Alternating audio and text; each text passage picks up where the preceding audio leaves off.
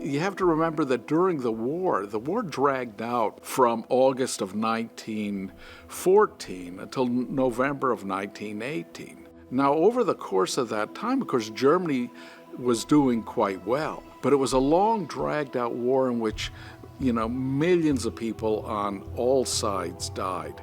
About 2 million German soldiers died. But the civilian population also was suffering. You had, for instance, the British blockade that kept food and medical supplies out of Germany, led to the deaths of, tens of thousands of Germans. There was hunger in many of the cities, particularly among the working class in Germany, that led to riots and also growing demands to end the war.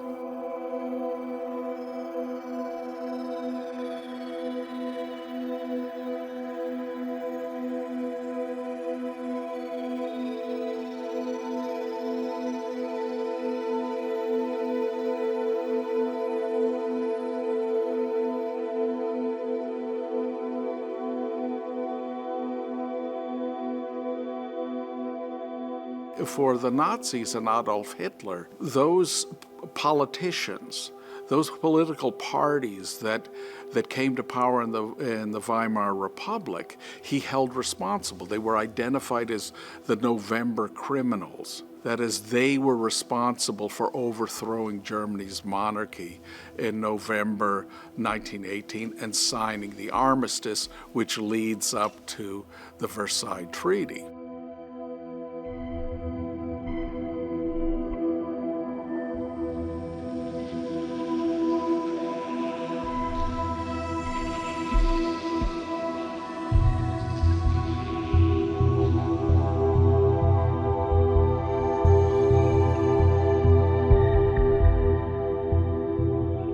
The Versailles Peace Treaty that ended World War I between Germany and the Allied powers was a deeply divisive issue in Germany after the war. The war dominated a lot of the political discussions that occurred during the Weimar Republic.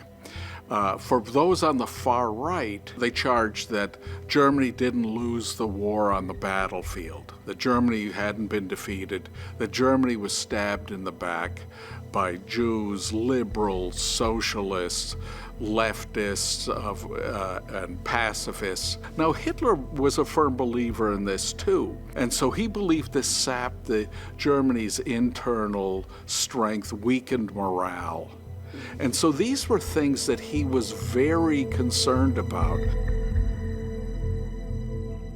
And remember, Hitler's a soldier at the front during the First World War, and that has an impact on the way he views the world and what came after that. When the war ended, he was in a hospital recovering. He had been blinded in a mustard gas attack, and he heard about Germany signing the armistice in November of 1918. And for him, this was a shock that Germany lost the war. When you look at his thinking, when he comes to power, it's to get back at those people that he blamed for losing the war. The stab in the back theory proved particularly appealing to those on the right, and especially on the far right, because this could explain, the end of the war, but also make those people that they hated, the politicians, the leftists, the Jews, into the ones that were responsible for losing the war.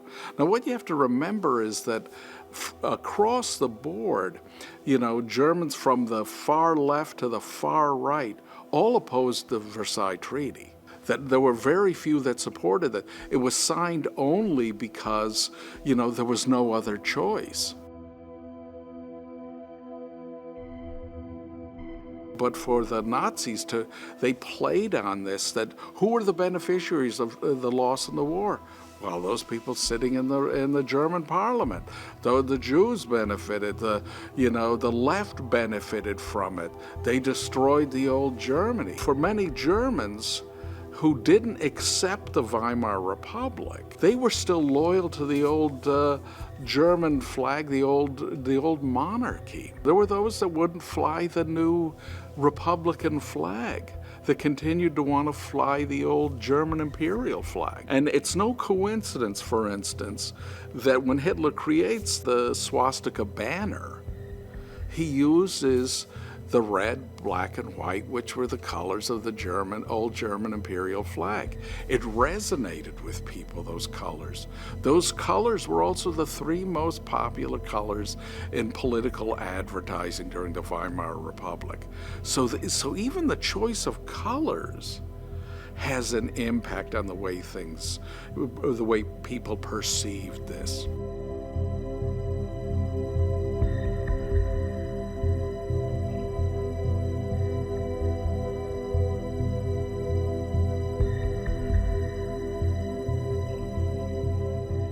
Hitler learned a lot about propaganda during the First World War. He was a soldier in the German army at the front. In Mein Kampf, which he wrote in 1924, he talks about what he learned about propaganda during the First World War. And he believed very much that Allied propaganda was far more successful than German propaganda in mobilizing its own population to fight, but also to get the enemy to surrender or to weaken their morale.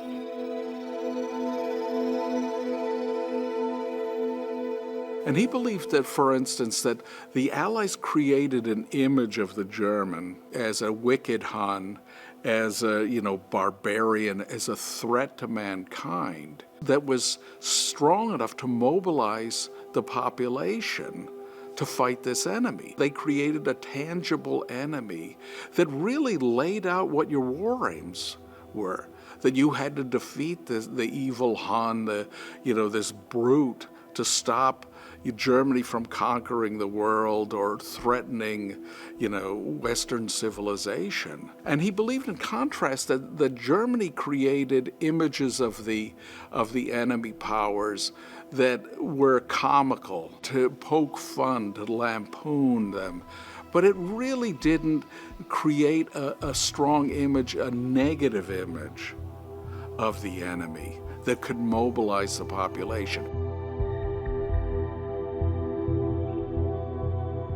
And of course, when you look at Hitler's thinking about this and what he does during the war, during the 1930s and 40s, is to create an image, a powerful image of the Jew, of the communist, of other groups that appeared to be a real threat, an existential threat to the German people and to Western society. So he learned from this.